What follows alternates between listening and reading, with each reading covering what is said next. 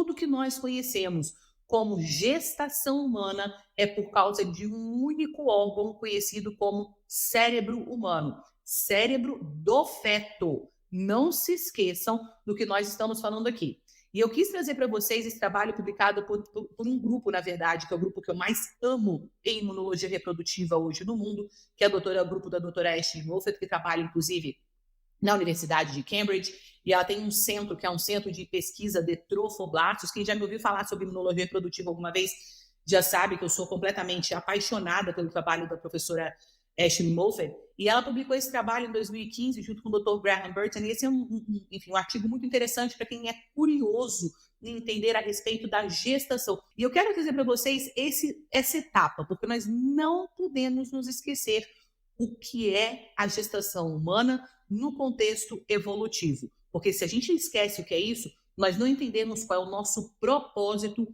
no acompanhamento de pré-natal. O grande cérebro humano, ao nascimento, parece ser um desenvolvimento relativamente recente, selecionado pelas rápidas mudanças ambientais no clima africano. Relativamente recente quando nós estamos falando de 200 mil anos, né? E permitido pela profunda invasão placentária que permite um acesso íntimo ao sistema circulatório materno. Prestem atenção no ouro que existe nesse parágrafo. Esse parágrafo determina a função que o obstetra e qualquer profissional que acompanha o pré-natal tem. Permitir o desenvolvimento do cérebro humano a partir do conhecimento dessa invasão placentária e dessa irrigação maciça da placenta pelo contato íntimo com a circulação materna. A coevolução da placenta e do sistema imunológico materno, arrepiada, garantiu que a invasão fosse regulada com a placenta, integrando sinais de suprimento materno e demanda fetal. E o que isso significa? Significa que eu preciso invadir os vasos sanguíneos em um terço do miométrio,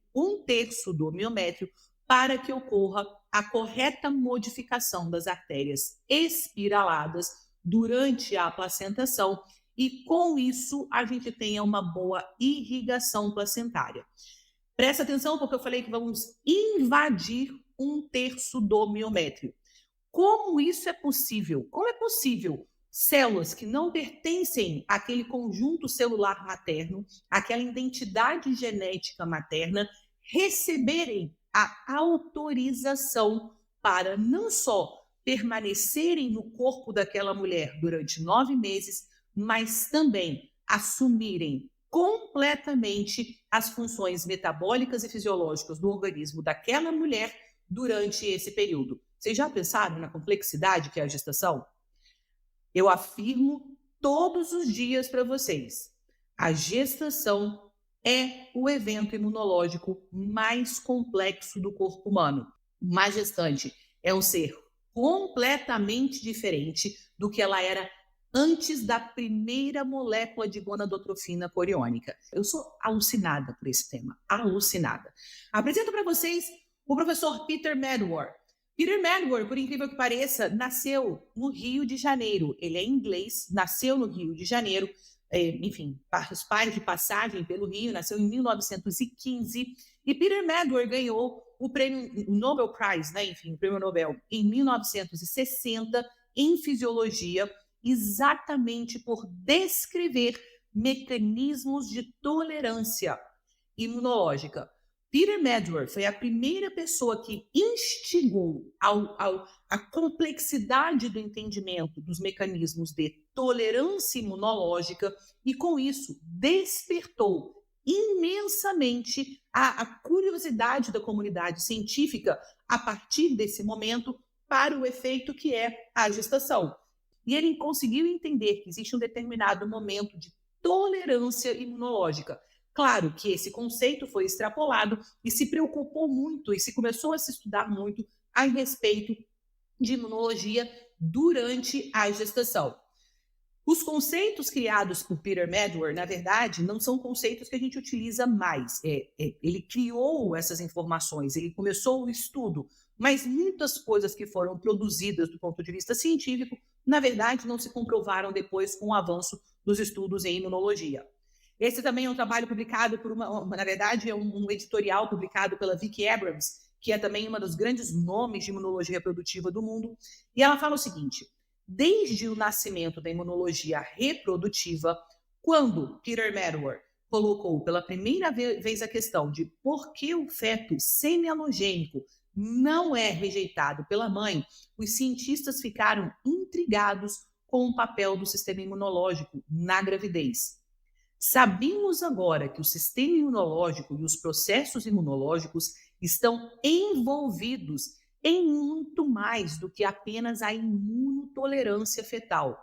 Ele desempenha, o sistema imunológico, um papel na manutenção da proteção da gestante e de todo o trato genital não grávido, preparação do endométrio para implantação do blastocisto e apoiam a gravidez e o parto. O sistema imunológico é responsável, desde o primeiro segundo, por permitir a ascensão do espermatozoide, a permanência dos espermatozoides dentro da cavidade do trato genital feminino, a permanência desses espermatozoides dentro da trompa, o encontro desse espermatozoide com o óvulo, o encontro e a permanência desse óvulo agora que foi captado dentro da tuba uterina e o encontro do espermatozoide com o óvulo, que vão agora caminhar através dessas modificações celulares até o estágio de mórula dentro da trompa uterina e depois entrarão, então, dentro da cavidade uterina para serem, na verdade, implantados na forma de blastocisto, numa situação completamente específica. Portanto, o sistema imunológico permite tudo isso. E aí a mulher, inclusive, está grávida, implantou, ele vai permitir a implantação, a modificação das artérias espiraladas, a conexão desse material semialogênico, que é o feto, que tem material genético materno e material genético paterno, com o ambiente materno, permissão de modificação dessas artérias, crescimento desse material e todas as transformações que são decorrentes da gestação, e ao final culmina com o parto e todo o reparo celular após o parto. Porque não pensem vocês que a gestação acaba com o parto. A gestação ela não acaba com o parto. Depois que todas as modificações fisiológicas têm que acontecer, nós depois temos que fazer reparo. Aquele miométrio que foi modificado, ele tem que ser reajustado. Aquela quantidade de expansão de eritrócitos, ela tem que ser utilizada. A gente não pode desperdiçar ferro. Aquela quantidade, aquele material agora, aquela cavidade endometrial carregada, cheia de sangue, que é um ambiente propício para o desenvolvimento de infecções, precisa ter uma avaliação do sistema imunológico rigorosíssimo para que não haja, então, nenhum tipo de perigo para o ambiente materno. Portanto, entender a gestação como o evento imunológico mais complexo do corpo humano é o mínimo que a gente pode fazer dentro da nossa prática clínica.